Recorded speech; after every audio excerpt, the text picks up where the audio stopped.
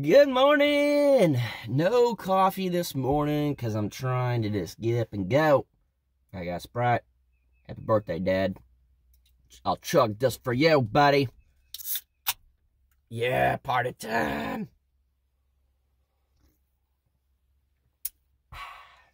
As most of you know, today's my dad's birthday. And I don't have any cake here, but Danielle made these basically homemade Cliff Bars, but they're like little balls. So I'm gonna eat one as birthday cake. They're actually really good. They kind of got smushed up, and I put them in the cooler so they wouldn't melt. They're delish. But I know I shouldn't talk and eat at the same time, but this is my show. I can do what I want. But happy birthday, Dad. I don't know what you're getting into. Who knows? Probably, I don't know, it's the weekend. You might not go. I was gonna say, y'all might go eat out at that seafood place there in Rivera. I don't know what you're gonna be up to. No telling. But all right, one more bite and I'll put it away. It's gonna be a tribute to my dad. This video, once I get done eating. They're so good.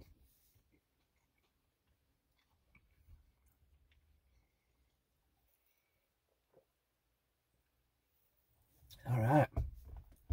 So, my dad, what can I say? What can I say? We are two of the same, but different. My dad and I, we butted heads a lot growing up. I mean, a lot. Because we're the exact same person.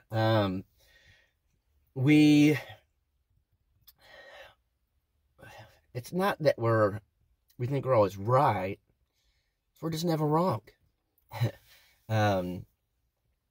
But yeah, two hard-headed people that work hard, they like to do things the way they want, will butt heads.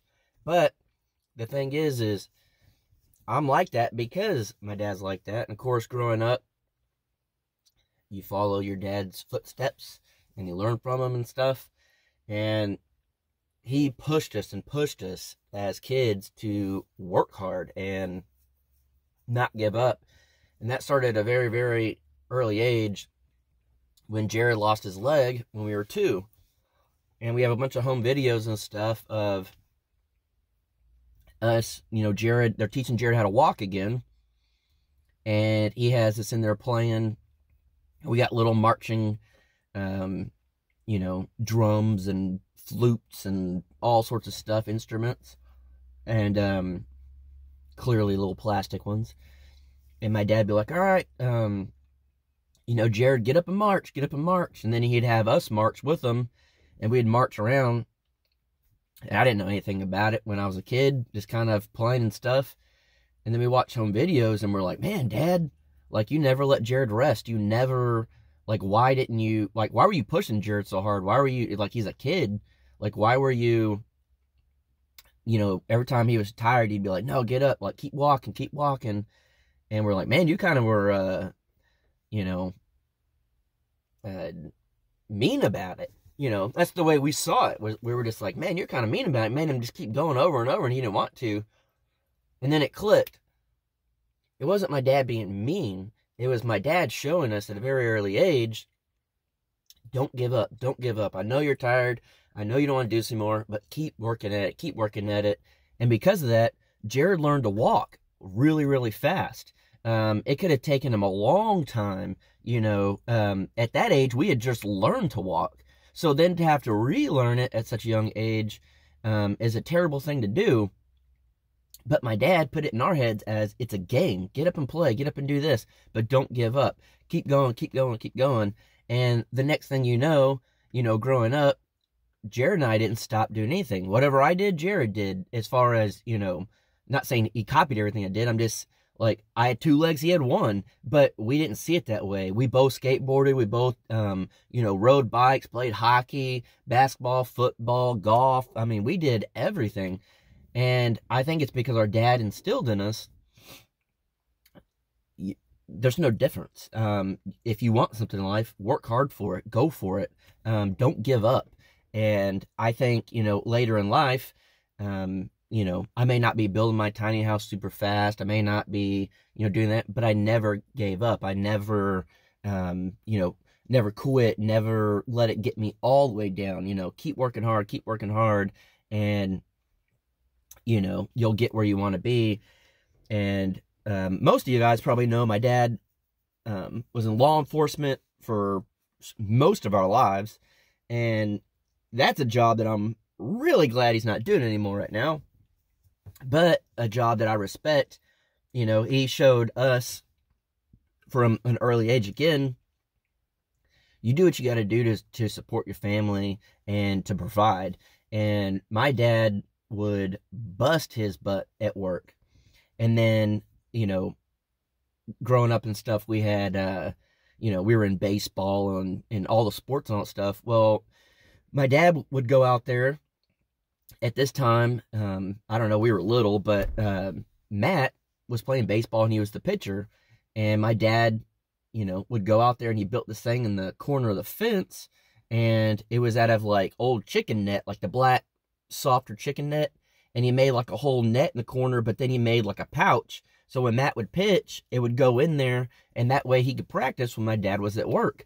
And then, clearly when my dad come home, he could practice with him and stuff. But my dad was, always coming up with little inventions like that. And I remember, him always saying like, man, I was going to get the patent on this. I was going to do this, and then someone else came out with it because I wasn't able to do it in time or didn't have the money to do it or whatever. My dad basically has this like mentality like I do of, if you can't find what you want, make it, invent it, create it. And I think that's why my head, other than all the stuff that's wrong with me, is constantly like trying to come up with ways to do things or, create, innovate, whatever. Is I grew up watching my dad do this. I can remember many, many, many times sitting there at the kitchen table, and my dad would have paper, that grid paper, each square is a foot, and my dad would sit there and draw out plans. He built our house that we lived, grew up in and stuff my parents live in. It was a 2-bedroom, 1-bathroom house. He built their bedroom and bathroom on there. He got help building the framework of the garage and upstairs, but then he finished most of it by himself. Like, he did a lot of stuff. He redid all the stairs, like all that. I mean, he built all the stairs, all that stuff. And we just have albums and albums of pictures of my dad doing this stuff. And I think that's where I get all this from. A lot of people ask, hey, where did you learn how to build? I don't know. I just kind of saw my dad doing it and figured, hey, if he's doing it, why can't I do it? And so I would, try to do projects and stuff. And then I'm constantly, you guys never see this, but I'm constantly drawing down like new ideas of ways to do stuff. And then because of that, because I was always drawing, I can now just do it in my head. I don't have to draw out plans. I don't have to do that stuff. I could see it in my head, and then I just build it. So pretty much anything that I've done around here, there were no plans on paper. It's just in my head. And, a lot of people ask about that, and it's just because I think from a young kid, I saw my dad doing it, and then I started doing it, and now it's just like in my head. I don't know, there's a lot of stuff that, I can go on and on, but the last thing I just kind of want to talk about is my dad being married to my mom. Clearly, again, I talked about my mom a while back, what I want in a woman and stuff, and, my mom set the bar high. Well, my dad set the bar high for us boys, and to be able to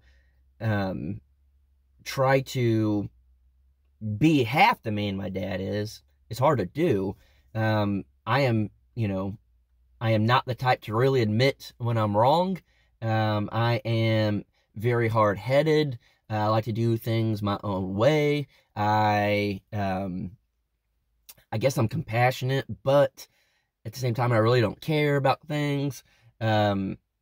Watching my dad provide for the family and all that stuff as a kid was one thing, but being an adult and seeing how my dad, you know, treats my mom and treats us and treats his mom, our granny, you talk about role model. My dad would go down there to my granny's and take care of her all day, every day. Anytime she needs him, he'll go down there and he'll help her out and stuff. And, you know, yeah, sometimes just like anything else, it's like, oh, I need to get this done, or I need to get this done. But he drops what he's doing and he goes and helps and he does stuff because that's his mom. And I think because of that, and us watching that as kids, me, Jared, and Matt, if anything ever happened to my dad and he wasn't around anymore, our mom's taken care of. There's no question about it. Like, she's not going to be put in a nursing home or anything like that. Like, she's going to be with one of us. She probably doesn't want to be with me out here, but I can put her in the micro tiny house. Sorry, Mom. But 100% guaranteed, me, Jared, and Matt will take care of, my mom, no matter what it takes, financially, or how much time, or where we, whatever it may be, because we watched our dad do that, and we're still watching our dad do that. And it's just crazy to me that, there are people out there that are like, let's just put our mom in a home, or let's, whatever. And, pretty much my dad, and my mom or whatever, but said to Granny, you are not going to be in a home.